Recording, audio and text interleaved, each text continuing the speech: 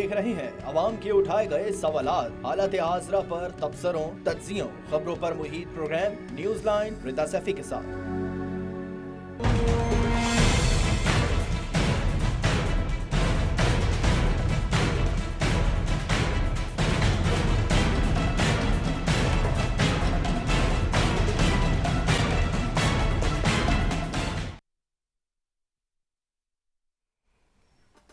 अस्सलाम वालेकुम, मैं हूं रिदा सैफी। साबिका मशरकी पाकिस्तान और हालिया बांग्लादेश ने तारीख रकम कर दी।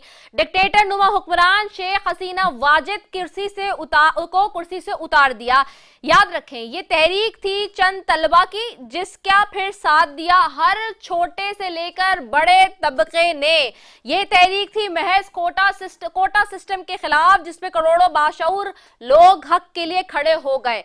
पर अफसोस, मुल्क पाकिस्तान के लोग ऐसा गुज़िश्ता 7 दिहाइयों से नहीं कर पा रहे हैं। हमारे हुकूक के लिए कोई सड़कों पर नहीं निकलता, मगर सोशल मीडिया पर सब चे गुवेरा के फॉलोअर्स बने हुए हैं।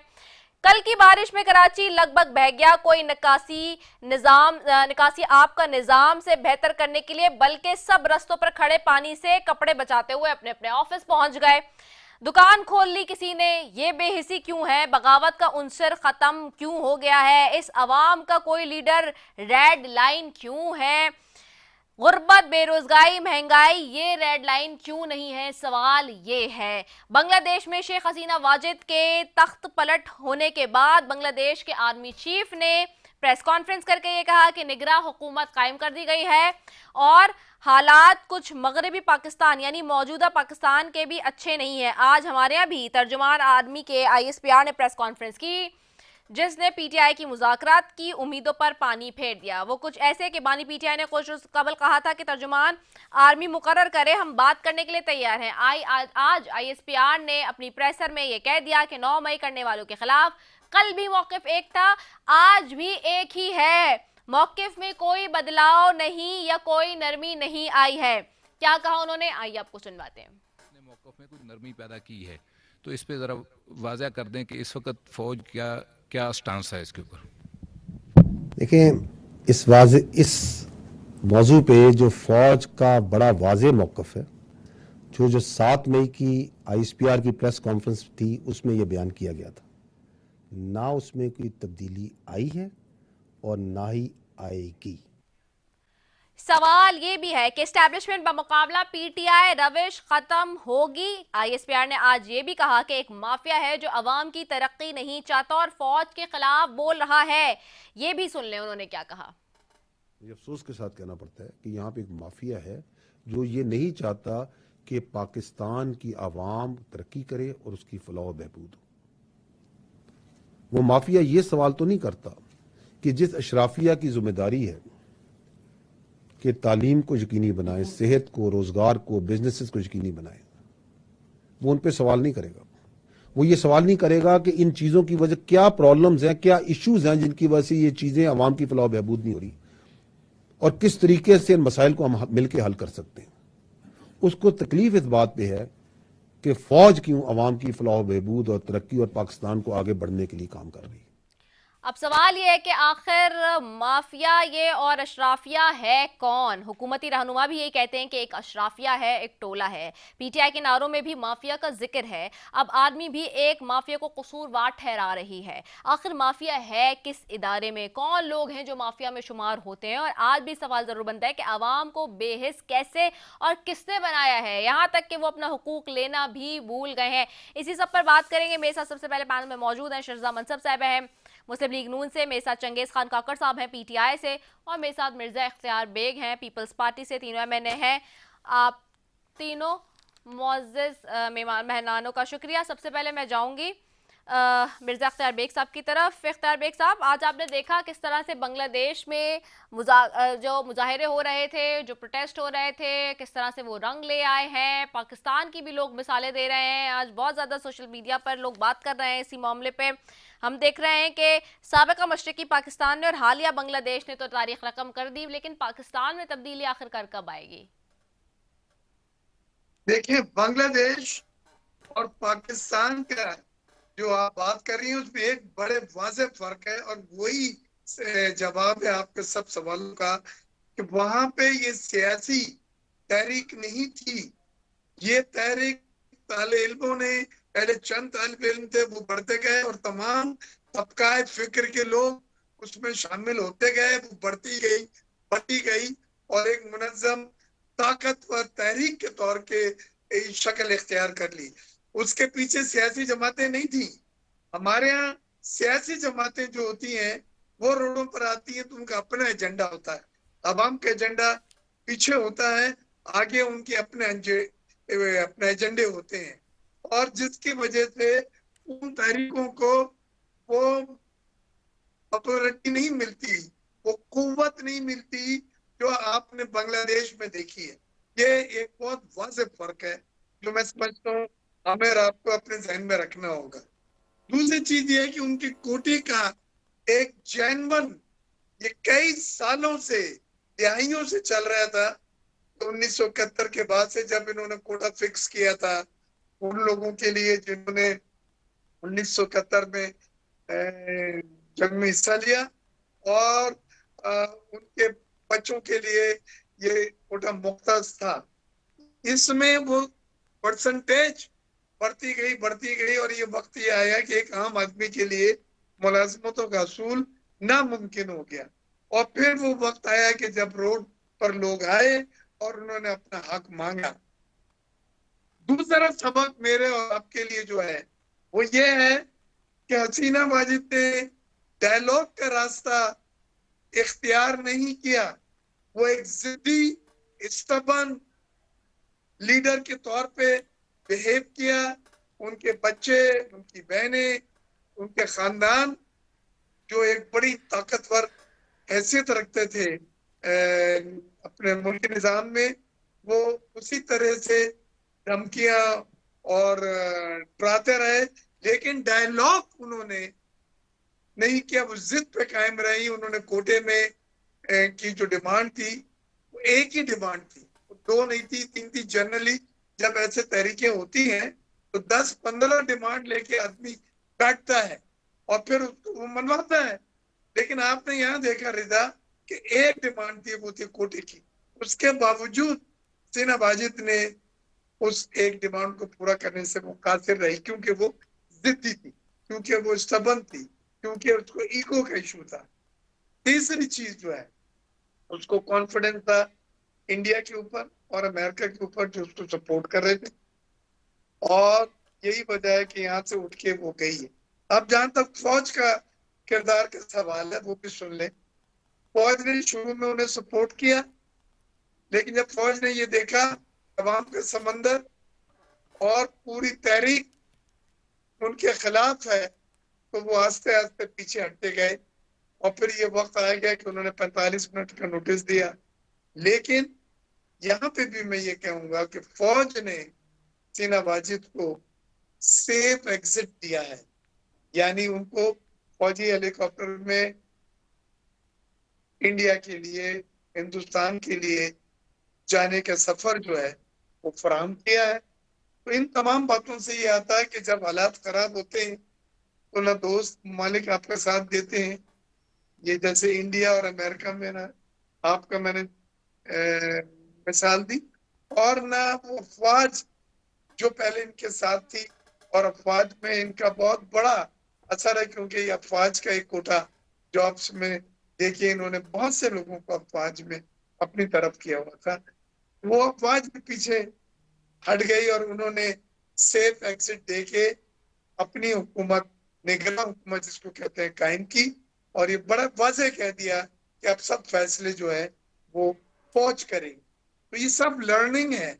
जितनी बातें मैंने एनालाइज तजिया करके आपको बतलाई हमारे लिए कि जब भी हकीकी तहरीक होती है तो फिर उसकी एक कोई लिमिट नहीं होती और वो किसी हद तक भी जा सकती है।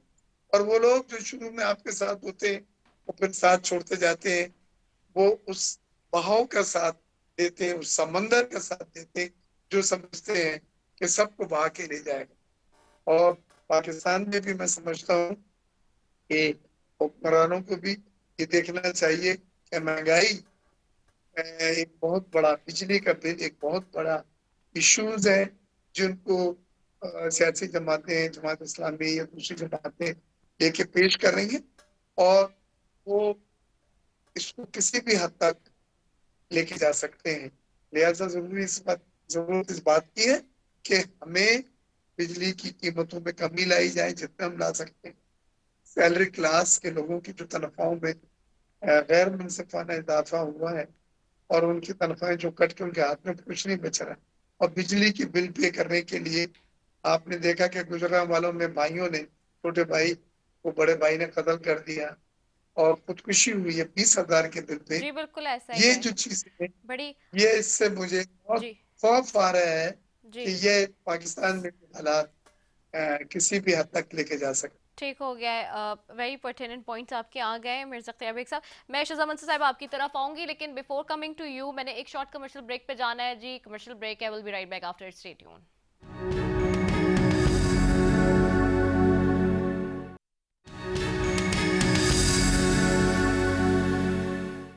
वेलकम बैक नाजरीन, और मैं शहज़ाद मंसूर साहिबा की तरफ जाऊंगी। शहज़ाद मंसूर साहिबा, आज हमने देखा कि साबिका मशरक़ी पाकिस्तान और हालिया बांग्लादेश में क्या सूरत हाल रही।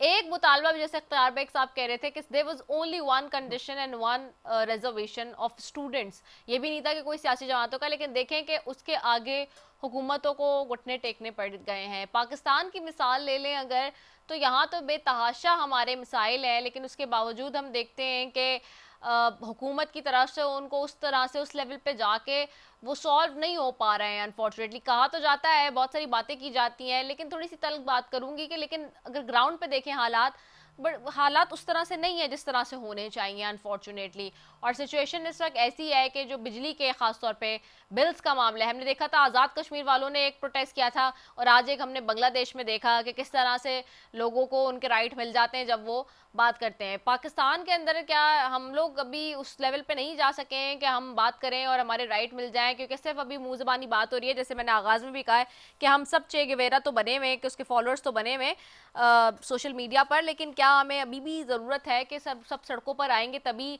राइट्स मिलेंगे? उससे पहले हुकूमत नहीं समझेगी इस बात को? जी बहुत शुक्रिया। देखिए, बांग्लादेश में जो ये पॉपुलर एक अपराइजिंग हुई है जिसमें कि स्टूडेंट्स, यंग लोग, खवातीन, स्टूडेंट्स, उन्होंने एक अपने राइट के लिए एक चीज ऐसी शुरू की जिसको कि आखिर आज हमने देखा कि उन्होंने अपने राइट्स ले लिए। और वहां पे जो सिचुएशन थी वो ये थी कि ये एक टायरेंट, वहां पे रिप्रेसिव गवर्नमेंट 2009 से मुसल्लत थी, और बारहा उसका वो रिप्रेशन, उनका वो जो सप्रेशन था वो जारी था। एक इंडियन उसके पीछे एजेंडा भी था, और आखिर आप देखें कि वो यूथ ने आगे होके एक इतनी पॉपुलर अपराइजिंग की कि वो कामयाब हो गए। एक बात से मैं अग्री करूंगी, जो अभी स्पीकर थे उन्होंने कहा कि इसके पीछे कोई पॉलिटिकल पार्टी नहीं थी, कोई सियासी एजेंडा नहीं था, क्योंकि ये एक स्टूडेंट लेड, एक यूथ लेड एक अपराइजिंग थी, तो उसकी वजह से वो कामयाब रही। पाकिस्तान के साथ मैं नहीं समझती कि इस वक्त इसका कंपैरिजन इसलिए की जा सकता है। नो डाउट कि हम बहुत मुश्किल से गुजर रहे हैं और बहुत इस वक्त पाकिस्तान बुरे हालात में से गुजर रहा है माशी तौर पे, और उसके लिए कोशिश भी हुकूमत कर रही है। पाकिस्तान में बहुत सारी सियासी पार्टीज हैं, बहुत 2008 के बाद से डेमोक्रेसी में भी आहिस्ता आहिस्ता एक साइकिल है जो चल रहा है, एक इस्तेहकाम की तरफ हम कोशिश कर रहे हैं कि सिविल सुप्रीमेसी आए, एक डेमोक्रेसी आए, लोगों की आवाज सुनी जाए। ये एक स्लो प्रोसेस होता है, हमारी बहुत यंग डेमोक्रेसी है, डेमोक्रेसी बहुत साल लेती है मैच्योर होने में, लेकिन मैं नहीं समझती कि यहाँ पे इस वक्त आज ये कहा जा सकता है या कंपैरिजन किया जा सकता है कि कोई एक सिंगल रेजीम है जो कि सप्रेशन या रिप्रेशन करके बैठी हुई है पूरी कौम की। जो इस वक्त की हुकूमत है वो भी एक कोलिशन गवर्नमेंट है, कोई एक पार्टी नहीं है। तमाम अगर सियासी जमातें मिलकर कोशिश करें और ये देखें कि पाकिस्तान की अवाम के जो इस वक्त मसाइल है उनको हम आगे रख लें, अपने सियासी एजेंडा को पीछे रखें, तो मेरा ख्याल है कि मिलके हम इस डेमोक्रेसी को भी मुस्तहकम कर सकते हैं और जो इस वक्त अवाम के मसाइल हैं उनको भी हल कर सकते हैं। हाँ, अगर सियासी मुख्तलिफ ऐसी जमातें ये समझे कि इस वक्त भी वो अपने सियासी एजेंडे को ही आगे रखें, तो फिर वाकई मुल्क इस मुश्किल बहरान में से जिसमें से गुजर रहा है वो ज्यादा मुश्किल होता जाएगा। पाकिस्तान मुस्लिम लीग नून ने 2022 में जिस वक्त वोट ऑफ नो कॉन्फिडेंस एक आईनी तरीके से लेके आए थे, उस वक्त मुल्क खुदा न खास्ता डिफॉल्ट होने के दहाने पे था। उस वक्त हमने अपनी सियासत को पीछे कर दिया और रियासत को आगे कर दिया। हमें पता था कि हमें मुश्किल फैसले करने पड़ेंगे और वो मुश्किल फैसलों का जो नतीजा है वो फौरी सामने आएगा भी नहीं, उसको सामने आने में काफी टाइम लगेगा। उसके बावजूद, क्योंकि पाकिस्तान है तो हम हैं, अगर हमारा मुल्क है तो ही हम हैं, तभी सियासत है, तभी सियासतदान। तो हमने पाकिस्तान को आगे रखा, हमारी कोalition पार्टनर्स ने भी पाकिस्तान को आगे रखा और मुश्किल फैसले किए। सबसे ज्यादा इसका बोझ पाकिस्तान मुस्लिम लीग नून ने उठाया इन फैसलों का, और आज भी उठा रही है। आज भी हम एक सियासी आप समझे कीमत अदा कर रहे हैं, लेकिन हम सिद्के दिल से और खुलूस नीयत से ये कोशिश जरूर कर रहे हैं कि पाकिस्तान को इस मुआशी बहरान से निकाला जाए। प्राइम मिनिस्टर शहबाज शरीफ हों या चीफ मिनिस्टर मरियम नवाज साहिबा हों, उनका एक ही फोकस है कि अवाम के लिए बेहतरी कैसी लाई जा सके, चंगेज खान पावर सेक्टर में भी और मजीद बाकी सेक्टर्स में भी। ठीक हो गया। चंगेज खान काकड़ साहब, आपकी तरफ आऊंगी, कमिंग टू यू, बड़े मैं क्विकली चाहूंगी कि इसी पे बात कर लें। पहले तो बांग्लादेश वाले मामले पे कि आज जिस तरह से हमने देखा कि क्या सूरत हाल बनी रही, लेकिन दोनों हमारे जो हुकूमत में बैठी हुई जमातें हैं वो ये कह रही हैं कि ये सियासी जमातों की तहरीक नहीं थी, जाहिर सी बात है, और हमने भी देखा कि तलबा तहरीक थी, लेकिन वो आखिरकार किस नहज पे पहुंची।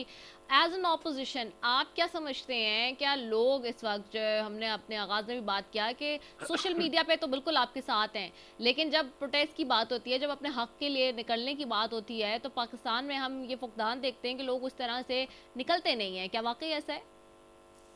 जी बिस्मिल्लाहिर्रहमानिर्रहीम, बहुत शुक्रिया। गुजारिश ये है कि आप देखें कि बांग्लादेश में एक हक गस्ब किया गया था और उसका नतीजा हसीना वाजिद को क्या भुगतना पड़ा, और पाकिस्तान में तो एक नहीं, दो नहीं, तकरीबन तमाम बुनियादी हकूक जो हैं वो गस्ब किए जा चुके हैं, और लोगों की रिजेंटमेंट जो है वो आहिस्ता आहिस्ता वो आप देख रहे हैं कि किस तरह लोग अभी तो अपने आप पे कोई कर रहा है, अपने भाई को कत्ल कर रहा है, और अगर हुकूमत ने ना होश के नाखन ना लिए तो फिर ये हाल जो है आहिस्ता आहिस्ता पब्लिक जो है वो उसकी रिजेंटमेंट बाहर आती जाएगी। अगर ये वाकई अगले समझते हैं कि ये 35 साल इन्होंने मतलब जो है 3 दफा इन्होंने हुकूमत की है और उसमें अवाम को लिए इन्होंने कुछ भी नहीं किया, और सबसे बड़ा जो मसला अवाम के लिए पैदा करता इन दोनों जमातों का है IPPs का। IPPs की वजह से पाकिस्तान की अवाम जो है उनके लिए जीना मुश्किल हो चुका है, और आप ये भी समझते हैं कि IPPs की जब लिस्ट ये शाया हुई है और जब निगरान जो वजीर थे केयर टेकर गवर्नमेंट के, उन्होंने एक एक जो है IPP के मतलब बताया कि किसकी है और कौन कितना कमा रहा है, और आप ये देखें कि कितना जुल्म है इस मुल्क पर, इस मुल्क की अवाम पर, कि जीरो जो उनकी है पैदावार और अरबों रुपया वो ले रहे हैं। जब आपके मुल्क में ये हाल होगा तो फिर मुल्क के लिए जो है हालात कभी जो है सही नहीं हो सकते, फिर अशराफिया के हालात ही सही होने हैं। ये करें उस वक्त से कि बांग्लादेश ने जो मिसाल सेट कर दी है, ये जो महंगाई का जिन काबू में नहीं आ रहा इनके, और इनकी अपनी हरकत की वजह से नहीं आ रहा। आप देखें इन्होंने जो किसानों के साथ किया, और जो अरबों रुपए का स्कैंडल है वीट का, वो सामने रखें। किसान जो है वो भूखा मर गया, अब इन्होंने नया स्कैंडल जो किया, जो अपना चीनी एक्सपोर्ट करती है, अब ये उसमें से पैसे कमाएंगे। अब ये तीसरी बात देखें, अपने डेयरी फार्म को चलाने के लिए पंजाब गवर्नमेंट ने 72 अरब रुपया निकलवा लिया है कि स्कूल के बच्चों को दूध पिलाया जाएगा। तो ये वो लोग हैं जिनको अवाम का दर्द नहीं है, ये सिर्फ और सिर्फ अपनी जेबें भरते हैं और वो फिर ये कह देते हैं कि मुल्क जो है उसके खजाने खाली हो गए हैं, मुल्क को इन्होंने जो है किसी काबल नहीं छोड़ा, इन्होंने लूट लिया मुल्क का और अवाम का इन्होंने जो खून निचोड़ रहे हैं। लगता है कि अगर इनको और 2-4 माह मिल गए तो ये आखिरी कतरा भी निचोड़ लेंगे। ये फार्म 47 की पैदावार है और आज मैं अभी स्वाबी में हूँ। स्वाबी में हमारा जो है मतलब आज जो 5 अगस्त हमारे कायद इमरान खान साहब को नहाब के 1 साल में जेल में रखा हुआ है, उसकी काल थी और आज यौम शाह के तौर पर हमने मनाया।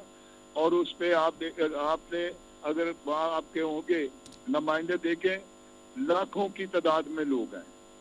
और आज पंजाब ने बाहर निकल कर ये साबित किया कि पंजाब जो है अब अपने कायद की रहाई के लिए, अपने जो मैंडेट चोरी किया उसके लिए, और ये बेहोश शर्मा जो महंगाई है इसके खिलाफ बाहर निकलेगा और इंशाल्लाह ताला इस हुकूमत को जो है चलता करेंगे। और फिर जिसको हक हुक्मरानी अवाम ने दिया, जब वो आएंगे तो आपकी पॉलिसी स्टेबल होगी।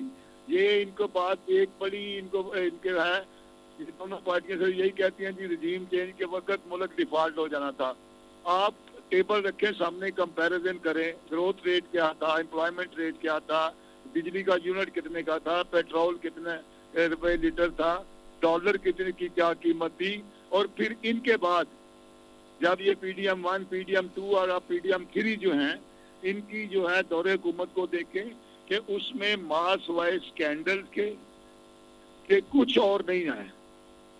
और ये कैसे कह सकते हैं कि जी हम जो जी अपना महंगाई पे काबू पा सकते हैं।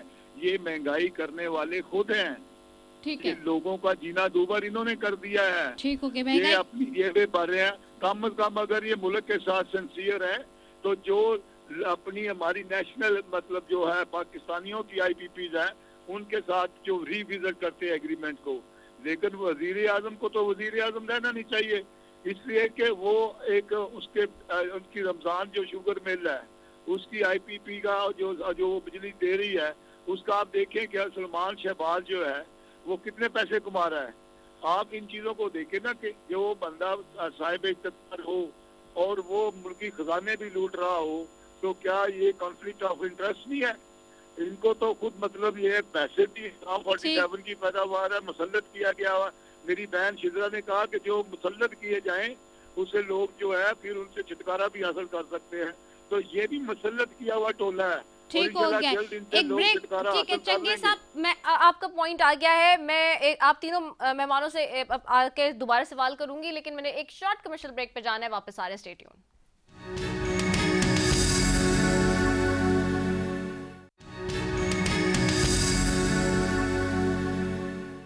वेलकम बैक नाज़रीन। और ब्रेक पे जाने से पहले बात हो रही है जी इस खत्ते में भी जो सिचुएशन बनी बांग्लादेश के हवाले से, हमारा पुराना जिसको कहते हैं कि जी मशरकी पाकिस्तान और हालिया बांग्लादेश, इसके ऊपर तो बात कर ही रहे। अब सवाल ये कि जी आज ISPR की प्रेस कॉन्फ्रेंस जिसके ऊपर मैंने आगाज़ में बताया, और आज ये कहा गया कि एक माफिया जो अवाम की तरक्की नहीं चाहता, वो कौन माफिया है, इसके ऊपर भी बात करते हैं। तीनों जमातें क्या समझती हैं, क्योंकि सवाल ये है कि आखिरकार वो माफिया अशराफिया कौन है। हुकूमती रहनुमा भी एक अशराफिया की बात करते हैं, PTI के नारों में भी माफिया का जिक्र नजर आता है, और अब आर्मी भी एक माफिया को कसूरवार ठहरा रही है। आखिरकार ये माफिया है क्या, और कौन लोग हैं जो माफिया में शुमार होते हैं? इख्तियार बेग साहब आपकी तरफ आऊंगी, क्या समझते हैं ये माफिया कौन है जिसका जिक्र हर कोई करता है? देखिए, पहले तो वो जो आपका सवाल था कि आज ISPR की जो प्रेस कॉन्फ्रेंस है उसने बहुत सारी चीजें क्लैरिफाई कर दी। एक चीज की जो सबसे वाज़ेह क्लैरिफिकेशन है वो ये है कि PTI ने ये कहा था कि हम एस्टेब्लिशमेंट से मुज़ाकरात करेंगे और आप हमें बतलाएं किससे बात की जाए और हम उनसे बात करने को तैयार हैं। लेकिन ISPR ने इससे आज आपने देखा इनकार कर दिया। ISPR ये फौज हुकूमत एक हिस्सा है। अगर आपने मुज़ाकरात करने आप हुकूमत से करें या उस इत्तेहादी जमातों से करें जो मिलकर हुकूमत बना रही।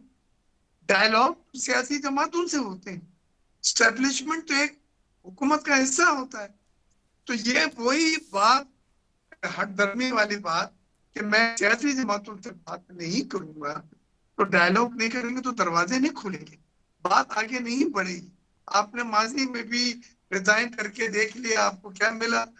और अब भी आप रोड सड़कों की सियासत करके अगर आगे चलेंगे और सियासी जमातें स्टेक होल्डर्स को ऑन बोर्ड नहीं लेंगे, डायलॉग नहीं शुरू करेंगे, दरवाजे खोल के आगे नहीं बढ़ेंगे, तो आपसे ना एस्टेब्लिशमेंट बात करने को तैयार है, आप इन सियासी जमातों से बात करने को तैयार नहीं है। तो जहां आप हैं वहीं पर रहना है, स्टैंड स्टिल आपने रहना है, वहीं पे जम्मू का शिकार है।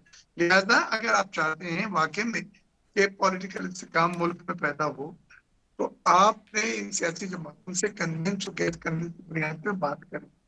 और मुझे पूरी उम्मीद है कि कोई भी सियासी जमात ऐसे नहीं चाहती कि एक स्टैग्निंग पोजीशन आ जाए। हर एक ये चाहते हैं कि बात आगे बढ़े, और उसमें अगर आपने इस्टेब्लिशमेंट को इन्वॉल्व करा तो ये आप एक इदारों को बांट रहे हैं, इदारों को हुकूमत के खिलाफ आप एक पार्टनर बना के पेश कर रहे हैं जो किसी को भी एक्सेप्टेबल नहीं हो।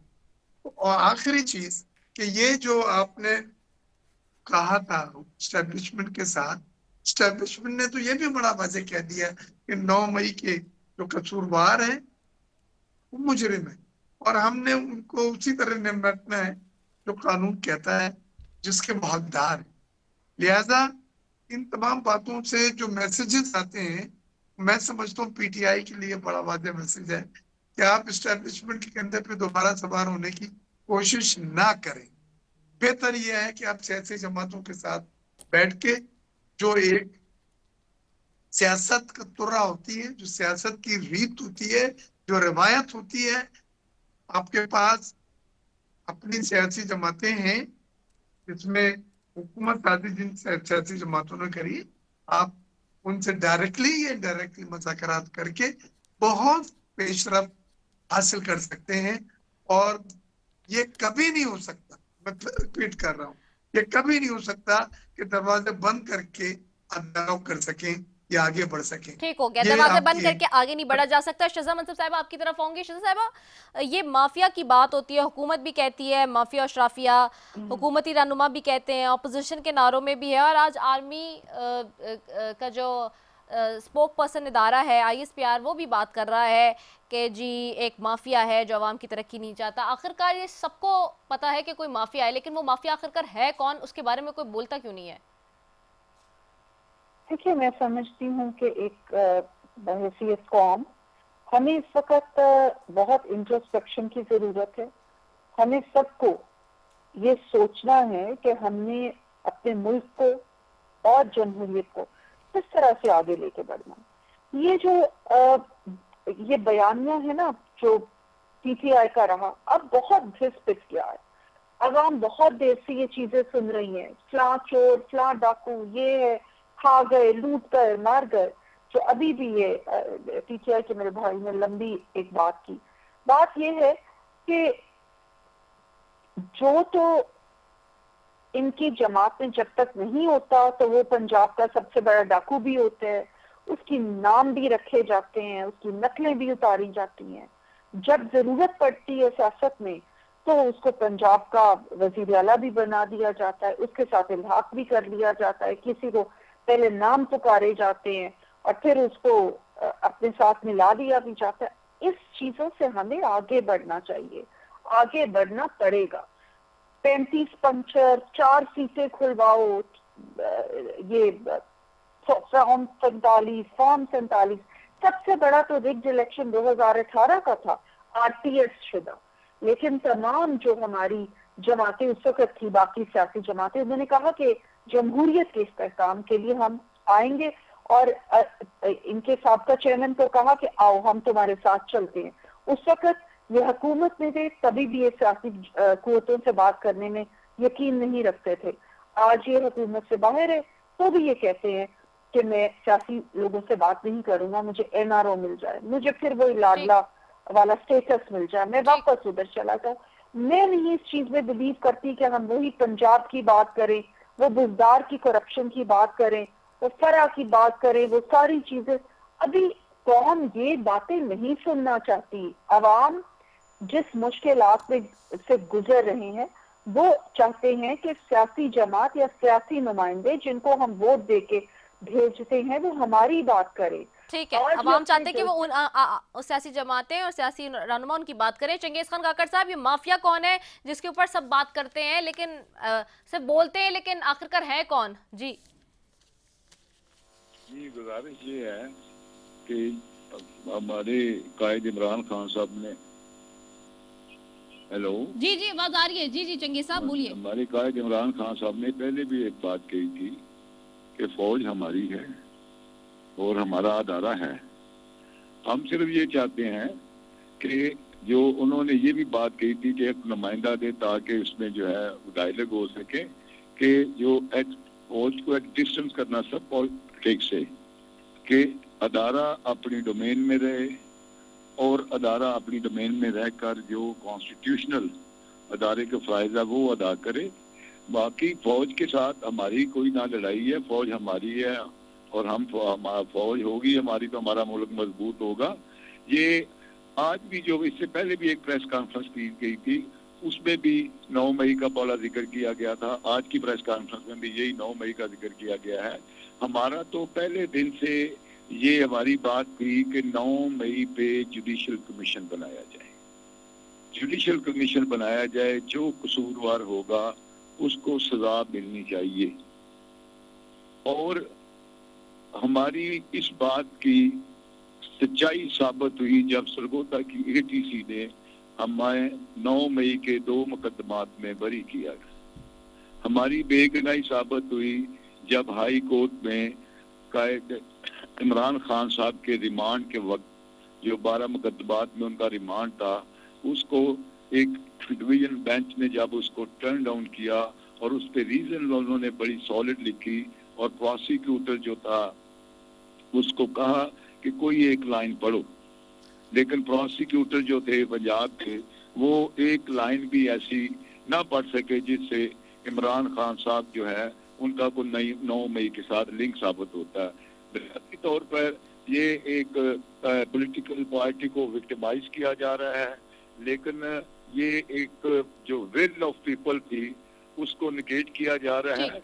9 मई अगर सच्चा होता तो 8 फरवरी को तहरीक इंसाफ का नामो निशान मिट जाता, लेकिन अल्हम्दुलिल्लाह इन्होंने 9 मई का एक झूठा बयानिया गढ़ के निशान छीन के कोशिश की तहरीक इंसाफ को खत्म करने की, लेकिन 8 फरवरी को पाकिस्तान की अवाम ने ये साबित कर दिया कि तहरीक इंसाफ इस मुल्क की सबसे बड़ी पॉलिटिकल पार्टी ठीक हो गया। बहुत शुक्रिया मिर्जा खैर बेग साहब आपका, चंगेज खान काकड़ साहब आपका, शहजाद मंसूर साहब आपका, तीनों मौजूद मेहमानों का बेशुक्रिया। नाज़रीन इसी के साथ अपनी मेजबान रफ़ी को दीजिए इजाज़त। पाकिस्तान जिंदाबाद।